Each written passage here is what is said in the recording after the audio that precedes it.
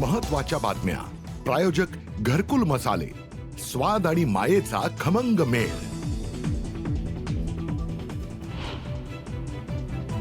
सदाभाऊ खोत यांचं वक्तव्य म्हणजे विनाशकाले विपरीत बुद्धी. शरद पवारांवरील वक्तव्यावरून अजित पवारांची टीका. शरद पवार हे देशाचे सर्वोच्च नेते. सदाभाऊ खोतांनी पवारांवर केलेली टीका लज्जास्पद. त्यांच्या वक्तव्यानं महाराष्ट्राची मान शरमेनं खाली गेली. संजय राऊतांची सदाभाऊ खोत यांच्यावर घणाघाती टीका. देवेंद्र फडणवीसांनी सदाभाऊ खोत यांच्या कानाखाली मारायला हवी होती. कानाखाली मारण्याऐवजी ते हसत होते. खोतांनी शरद पवारांसंदर्भात केलेल्या वादग्रस्त विधानावरून संजय राऊत कडाडले. शरद पवारांसंदर्भात वादग्रस्त विधान केल्यानंतर सदाभाऊ खोत बॅकफूटवर. जी भाषा वापरली ती गाव गाड्याची. जर भावना दुखावल्या असतील तर दिलगिरी व्यक्त करतो म्हणत खोतांची सारवासारव.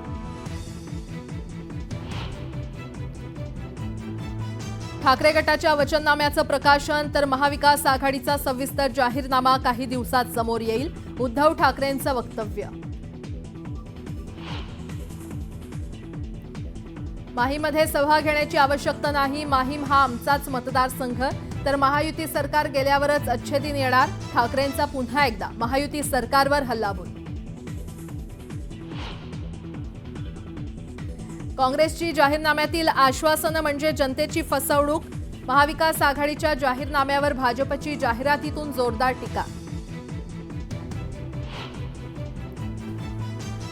6 पक्ष असल्यानं गणित जुळवण्यास वाव. तर निकालानंतर समीकरणं बदलू शकतात. निकालानंतर खरं गणित सुरू होईल. दिलीप वळसे पाटलांचं मोठं वक्तव्य. टॉप 18 प्रायोजक Cotton King Urban Twist. Compliment तो बनता है.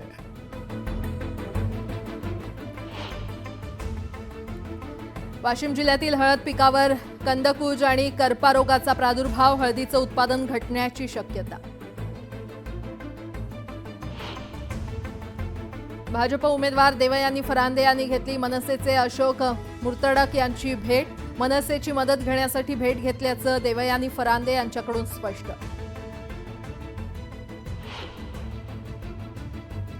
काँग्रेस उमेदवार केसी पाडवी यांच्या प्रचाराला सुरुवात. सातपुडाचे देवस्थान असलेल्या अस्तंबा ऋषी देवस्थानाला नारळ फोडून प्रचाराची सुरुवात.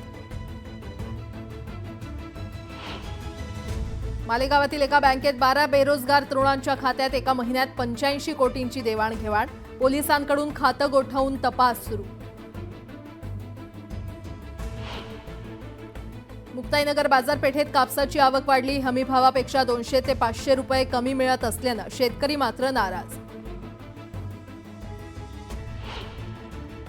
पवारांवरील टीकेनंतर सदाभाऊ खोत यांच्या विरोधात पवार गट आक्रमक. बारामतीत पवार गटाकडून तीव्र निषेध.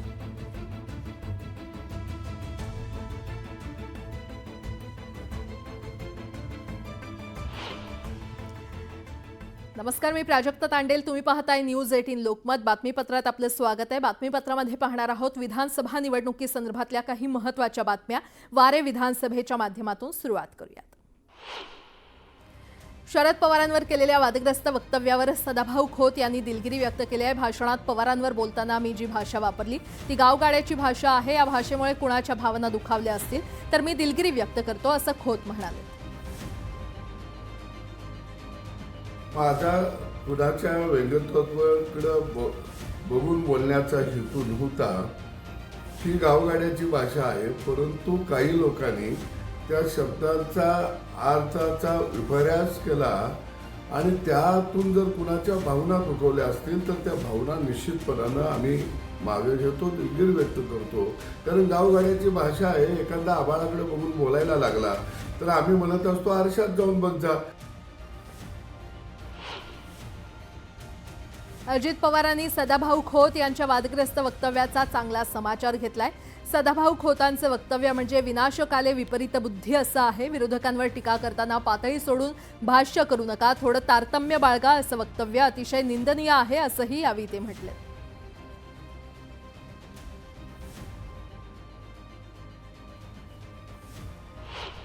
आता एक मोठी बातमी समोर येते। नितेश राणे यांनी उद्धव ठाकरेंवर हल्लाबोल केलेला आहे। उबाठा नेत्यांचा व्हिडिओ ट्विट करत त्यांनी टीका केली आहे। उबाठा मुस्लिम नेत्यांच्या बैठकीचा व्हिडिओ ट्विट करण्यात आलेला आहे। हिंदू विरोधी उबाठा म्हणत सेनेला डिवचण्यात आलंय, तर उबाठा नेत्यांच्या मुस्लिमांसोबतच्या बैठकीतला व्हिडिओ नितेश राणे यांनी ट्विट केलेला आहे। या क्षणाची अतिशय मोठी बातमी आपण पाहतोय। हा व्हिडिओ आपण पाहतोय, तर सध्या नितेश राणे यांनी उद्धव ठाकरेंवर हा व्हिडिओ ट्विट करत हल्लाबोल केलेला आहे।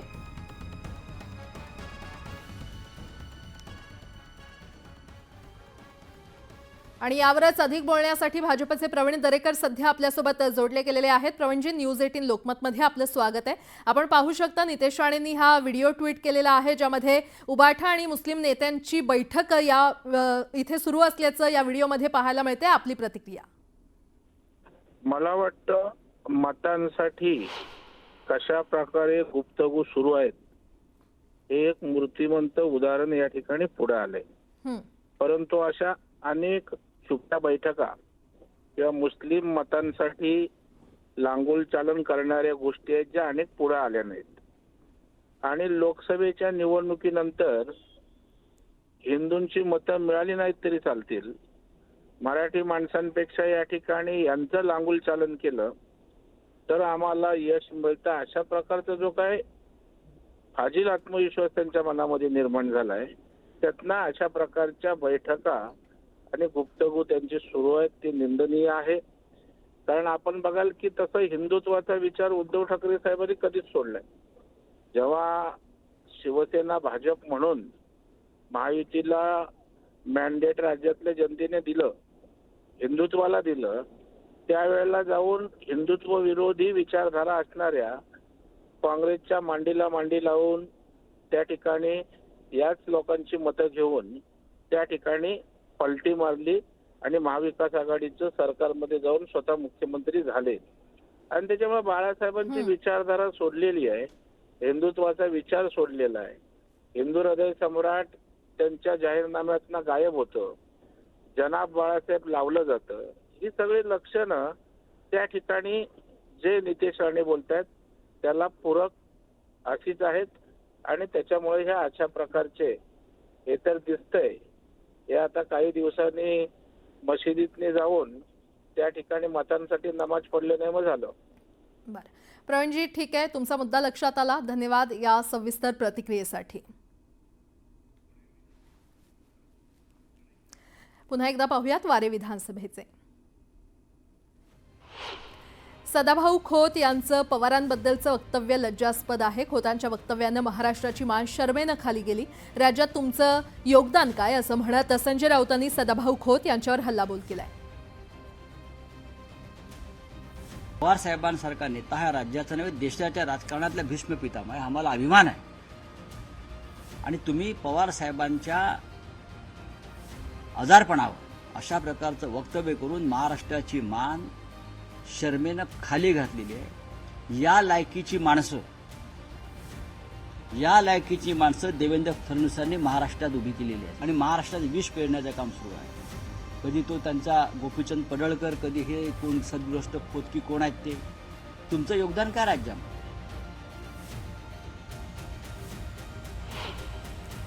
खोतांच्या पवारांवरील वक्तव्यावरून राऊतांनी संताप व्यक्त केलाय। फडणवीसांनी सदाभाऊ खोत यांच्या कानाखाली मारायला हवी होती, कानाखाली मारण्याऐवजी ते फिदी फिदी हसत होते, अशी टीका संजय राऊतांनी केली। तुम्ही ऐका ते भाषण, तुम्हाला कळलं असेल देवेंद्र फडणवीसांनी उठून त्या सदाभाऊ खोतच्या कानफडात मारायला पाहिजे होती, आणि तो फिदी फिदी हसतोय।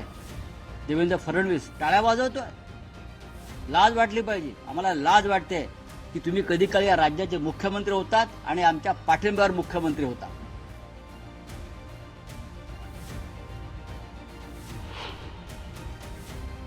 त्यांनी शरद पवारांवर केलेल्या टीकेचा अशोक पवारांनी खरपूस समाचार घेतला। यावेळी त्यांनी सदाभाऊ खोत यांचा निषेध नोंदवला। महाराष्ट्राला एक आगळी वेगळी संस्कृती आहे, मात्र या संस्कृतीला गालबोट लावण्याचं काम काही माणसं करतात। अशा व्यक्तींना निवडणुकीत जनता त्यांची जागा दाखवेल, असं अशोक पवार यांनी म्हटलंय। पहिल्यांदा त्यांनी केलेली ही टीका अत्यंत निंदनीय आहे, मी त्यांचा जाहीर निषेध करतो। महाराष्ट्राची एक आगळीवेगळी संस्कृती, पण ह्या संस्कृतीला गालबोट लावण्याचे काम अशी काही नालायक माणसं करतात असं माझं ठाम मत आहे. अरे पवार साहेबांच्या सारखं एवढं उत्तुंग व्यक्तिमत्व आज तुम्ही अशा पद्धतीने टीका खालच्या पातळीवर करता, तुम्हाला ही जनता कधी माफ करणार नाही.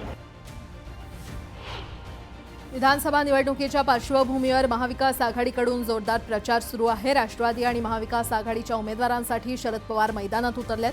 आजही शरद पवार त्यांच्या उमेदवारांसाठी जाहीर सभा घेणार आहेत. नागपूर, गोंदिया आणि काटोलमध्ये शरद पवार जाहीर सभा घेणार आहेत. संविधानात भाजप संघावरही आरोप केले. असं आहे की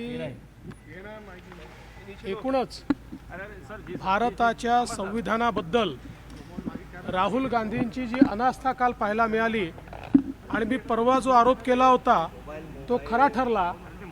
ते लाल पुस्तक घेऊन या ठिकाणी संविधानाचा गौरव करू इच्छित नाही, तर त्यांच्यासोबत असलेले जे अर्बन नक्षल आहेत, त्यांच्यासोबत असलेले जे अनार्किस्ट आहेत, यांना एक प्रकारचा इशारा देण्याकरता किंवा त्यांची मदत घेण्याकरता हे सगळं नाटक आणि नौटंकी त्यांनी केली आहे. संविधानाचा रोज अपमान ते करतायत आणि या ठिकाणी खऱ्या अर्थानं आजपर्यंत ज्या प्रकारे काँग्रेसने भारतरत्न डॉक्टर बाबासाहेब आंबेडकरांचा अपमान केला, संविधानाचा अपमान केला, आता त्यांच्या या नौटंकीला कोणीच भुलणार नाही.